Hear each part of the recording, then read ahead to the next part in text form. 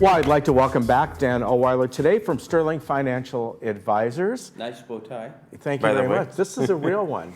My daughter gave me this I'm one. surprised it isn't something in Thanksgiving mode. You know, you're very good for dressing yes, seasonally. I had my pumpkin one from Halloween, and I I have to find one. Yeah, well. Yeah, that would be good. That's right. It's good to have you here today. Good to be here. And as I mentioned a little bit earlier, this is that time of the year, Medicare and all this kind of stuff. We're gearing up soon for the tax season. Right. And so you're here today really to talk about the scams that go on. And there's many that do, and this time of the year especially. There's Medicare, there's Social Security, there's the IRS one. The reason I thought this might be a good thing, because I got a call from a client about 2 months ago with this exact scam. She says, I think I screwed up. She says, somebody called me regarding my Social Security having a problem, and they needed to get information from me in order to fix it. Right. And that's the big thing going around right now. That happens to me all the time. At least one of them. And they call up and they said there's problems with your Social Security, and I'm here to help you resolve it. Right. I'm from the Social Security office, and she gave him her Social Security number, and it was not a good situation. She had to call her bank. She had to call us as her advisors and kind of lock down her accounts until they got it resolved and things like that. And so that's one of the things that probably your audience needs to be aware of, is that Social Security doesn't ask for your information over the phone. And that's one of the things that you need to be aware of, because, as you said, you get calls, I get calls, emails all the time asking for your personal information. Yes. It's very difficult to distinguish between, official calls and unofficial calls, but the reason they do this, the reason these scam artists do this, is because they're successful at it. Yeah. They find something that's successful, and they do it for a period of time until it stops working, and then they move on to something else. Yeah, in something like this, of course, as I'm sure with that woman, they're scared. They're like, wait a minute, I don't want my Social Security stop, or whatever it might be. It's like when they did it to me, the first call, I usually don't answer calls I don't recognize. Right. This particular time, and I've mentioned this once before, is that every couple weeks I get a call from Sparkletts Water. Hey, your delivery is going to be, and if you don't answer it, they'll keep calling. It's an automated call. They called about the same time the water company always calls, so I answered it. And as soon as they started doing it, I started laughing, because I'm like, I don't get Social Security, but. Well, my dad, bless his heart, used to have fun with these guys. Yeah. One of them is, hey, you've won prize, and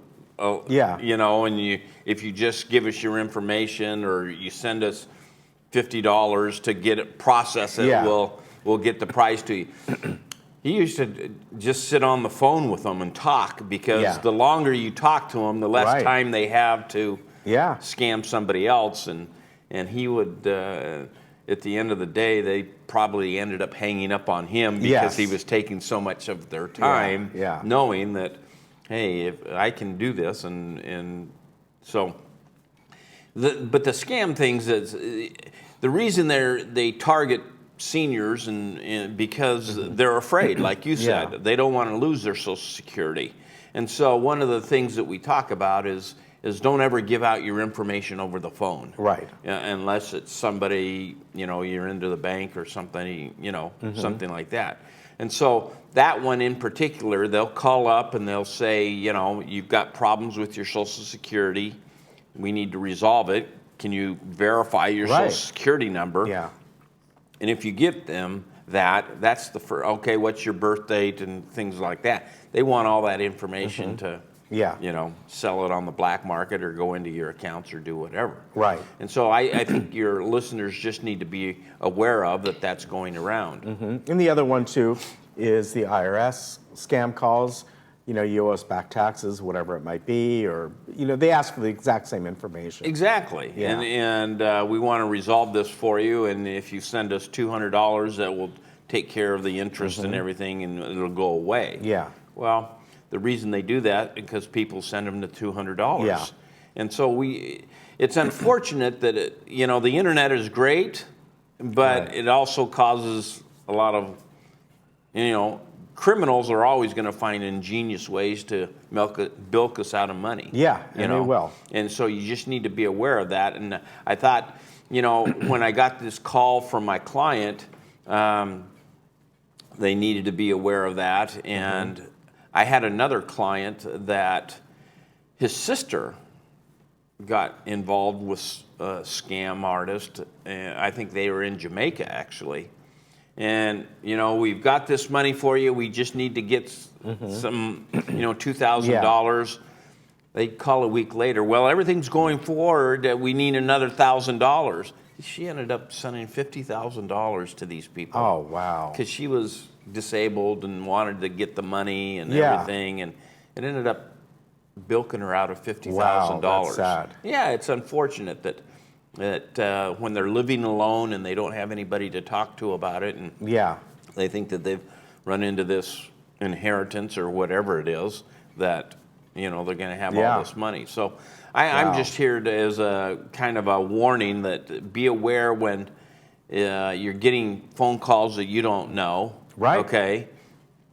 If it's important, they will leave you a. Yes, they will. That's the whole thing. Now, yeah. sometimes they'll also want you to call back, and then you get charged for this number. Yes. You know? That's another scam. The other scam is you need to call this 800 number, and you end up getting charged 60 cents or something for that.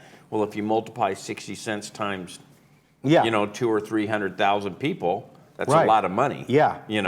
And so you need to be aware that, you don't need to call back. But I've always told my wife it's important they'll leave a phone number. Yeah. Or leave a message. Yeah, I never answer my phone anyway. I don't want to talk to anybody. Along with that too is, of course, the scam emails. They're doing the same thing. Yeah, you've won a prize. And, Yeah. And it may not have to do with Social Security or all, but just the other day, I got a scam email. It had from Cox Cable. You owe this amount of money. It didn't go. Well, number one, I already got the confirmation directly from them that the payment went, so I knew that. That's not a problem. But they use the exact same logo and all this kind of stuff. They just copy it. Criminals don't care if they're using somebody's logo. I don't think so. They don't care if they're using Disney's or whatever. They're just trying to get money out of you.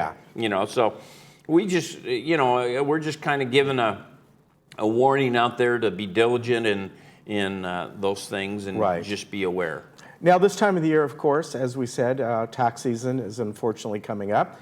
And this is something that I know, you've got your clients with you that they can go over certain things. And it's one of the things that you look at throughout the year for them, how to, sometimes, move things around a bit.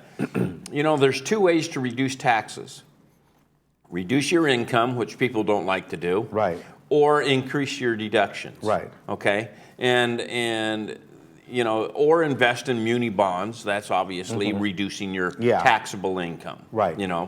And so a lot of times, we can maybe reallocate in some, deferral of income through an annuity or something like that helps you then take that income off your tax return, which could affect your Social Security taxes. Right. Depending upon how you're invested. You mentioned something, municipal bonds, and I don't know if it's still the same, but I remember years and years ago, you would have, state bonds. Sometimes they were double or triple tax-free, depending on the city you lived in, and all that kind of stuff. County. Are those still available? Still I'm sure available. they don't pay what they used to. No. Because years ago, they would be paying, if you were to go 6, out 7, 8%. and get a new issue bond right now, it's probably in the 2.5–3% range on the shorter end. Right. If you go out 30 years, you might be able to get a little bit higher than that.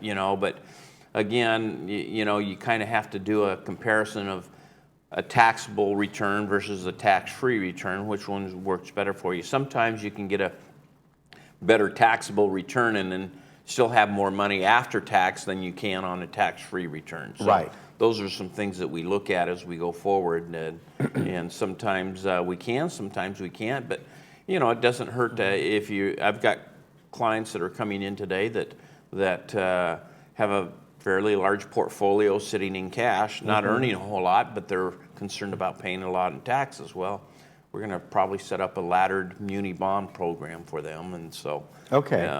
So there's all kinds of alternatives. Yeah, there's things you like, and there's a difference between owning individual bonds and a mutual fund full of California tax-free bonds. So yes, you know, some are affected much more as a result of interest rate swings.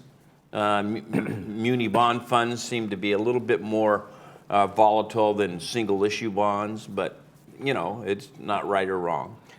You know, along those same lines, and this is something many years ago that I remember learning about when it comes to municipal bonds. So hypothetically, California has more and more bonds going up, and you know, we pay for those one way or another. Is investing in those bonds, you know, they might have a big school bond next year of so many $1 billion.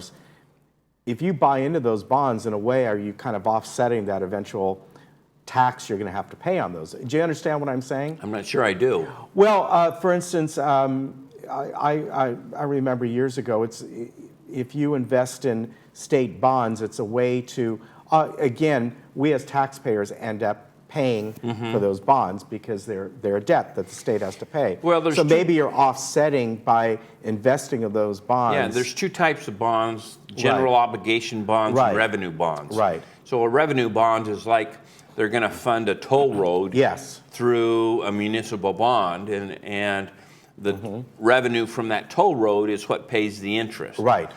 General obligation bonds are just California debt that are paying. Okay. Yeah. So if you have a revenue bond, it's tied directly to that those revenues, you know, that are coming in. Okay. The general obligation bonds are what probably you're talking about is we can offset that as far as, you know, the obligations of California to its citizens. Okay. So. Yeah, I remember hearing about that years ago in the same way, you know, you'd have your utilities go up. Right. And if people go, well, maybe you should invest in utilities. In PG&E. I don't know if you want to do that now. Yeah, I was going to say. You know, it was a way that, okay, I'm investing in this, so as my rates go up, it kind of offsets. Right. If my stock goes dividends. up with it, you know. Yeah. Yeah, it's, you know, tell me what's going to happen, I'll tell you what to do type of thing. You know. All right. Well, thank you for this information. Yep. And of course, Dan and his team can help you out. And if you want to call them or go online at sterlingfa.com. 859-8900 is the phone number. They're located right up by the Social Security office in Mission Viejo. Right down the street. Yep, right off of Cerro. And good folks up there, they'll help you out. We'll even have a hot cookie for them. Yes, there you go. Good to see you, sir. Good to see you, Ken. Take care. All right, we'll be back. Take care.